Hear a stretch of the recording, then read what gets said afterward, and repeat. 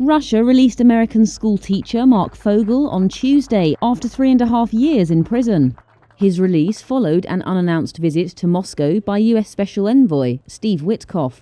Fogel was welcomed back to his homeland by US President Donald Trump at the White House. Everybody knows Mark. I want you to know that I am not a hero in this at all. And President Trump is a hero. These men that came from the diplomatic service are heroes. I also should make mention that President Putin was very generous and statesmanlike in granting me a pardon. Fogel was sentenced to 14 years in prison for drug smuggling after he was detained at a Moscow airport with 17 grams of marijuana in his luggage. A member of his legal team said that the marijuana had been medically prescribed in Pennsylvania, where it is legal. His release comes as Trump seeks to improve relations with Moscow.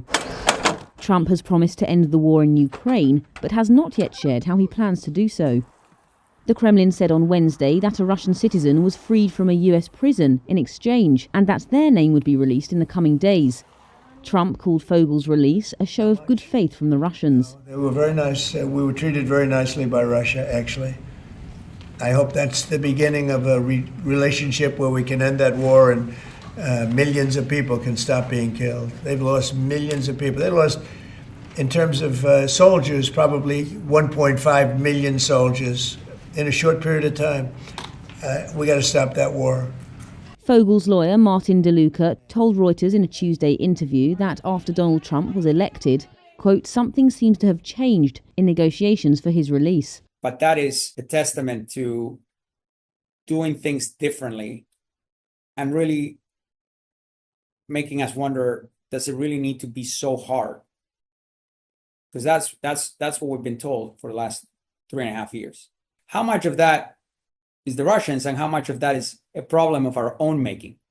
Previously, Fogel had not been designated as wrongfully detained, which opens up more diplomatic channels to negotiate a release. He was also left out of a historic prisoner swap last year that involved 24 prisoners, 16 sent from Russia to the West, and 8 sent the opposite way.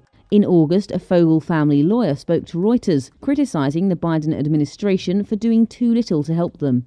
The State Department at the time said that Washington had repeatedly called for Fogel's release and would continue to advocate for him, and declined further comment.